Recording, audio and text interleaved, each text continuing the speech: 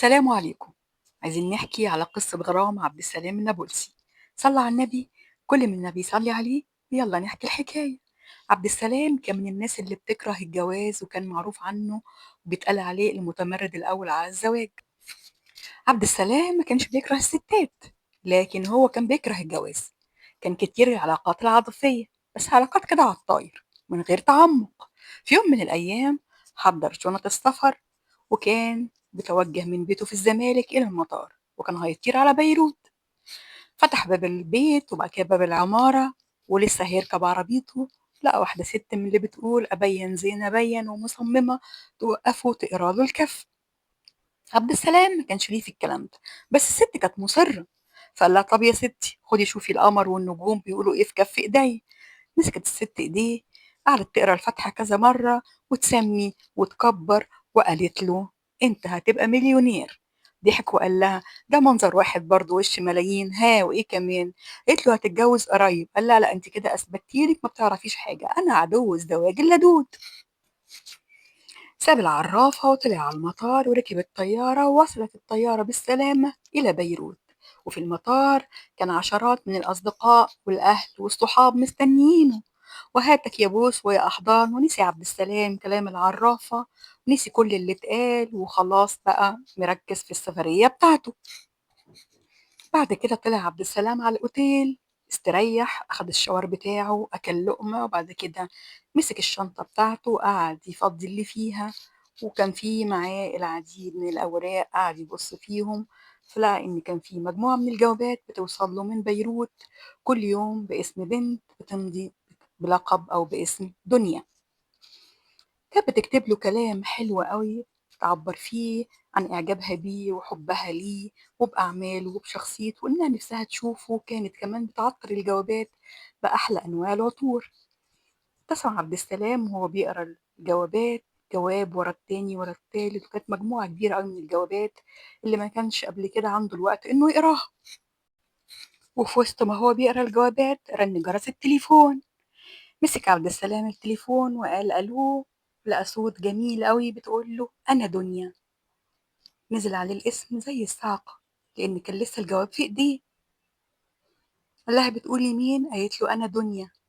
قال لها أنا عارف إنك كل الدنيا بالطول وبالعرض وكل الأمال والأحلام، لكن البابا مسميكي إيه؟ قالت له اعتبرني برضو دنيا. وقعدوا يتكلموا ويتبادلوا أطراف الحديث، وكان عبد السلام مبسوط، وكل كلمة البنت بتقولها أكنها مزيكا في ودان عبد السلام النابلسي. هي كمان كانت سعيدة قوي إنها بتتكلم معاه في التليفون أخيرا بعد الكلام الكتير عن طريق الرسايل. حست إنه مبسوط وهو بيتكلم معاها، فقالت تتشجع وتطلب منه طلب. فقالت له ممكن تديني فرصة إن أنا أتكلم معاك كل يوم مكالمة؟ قال لها يكون ليا الشرف، حد يكره إنه يسمع الصوت الجميل ده؟ قفل السكة، وكل يوم بقى يجيله مكالمة، يوم ورا يوم ورا يوم، لغاية ما قرروا إن هم يتفقوا إن هم يتقابلوا. خاصة إن هي قالت له أنا نفسي آخد منك صورة من توقيعك. فاتفقوا على مكان عشان يديها الصورة. هو كان متحمس للقاء، وهي كانت متحمسة أكتر منه. عبد السلام قعد يفكر يا ترى شكلها ايه، يا ترى عاملة ازاي، وهي كمان قاعدة تفكر يا ترى هيعجبه، يا ترى هيقابلني ازاي. ولما جه الميعاد ونزلت من التاكسي، فضل عبد السلام يبص لها من بعيد، وهي كمان تبص من بعيد، وأكن الساعة اتوقفت. هما الاتنين ما بيتحركوش من مكانهم، بيبصوا بس لبعض. كانت بنت جميلة رقيقة الملامح، وهو بالنسبة لها كان فارس الأحلام. الغريب في الموضوع إنه في اليوم ده واللي كان راح يقابلها فيه، حلم إن هو راكب على ظهر حصان وأكنه فارس من العصور الوسطى، وكان بيجري بالفرس بتاعه وسط السحب، وكان معاه حبيبته راكبة جنبه. فقال خير، اللهم اجعله خير، يا ترى هو ده تحقيق الحلم؟ في وسط الصمت الرهيب عبد السلام قرب منها وسلم عليها، وقعدوا يتبادلوا أطراف الحديث، وحكى لها الحلم بتاعه. المفاجأة إن هي كمان قالت له أنا حلمت نفس الحلم، وحلمت إن أنا كنت راكبة حصان ورا أمير، وكنا بنجري سوا وسط السحاب، واختفينا وسط السحاب الأبيض.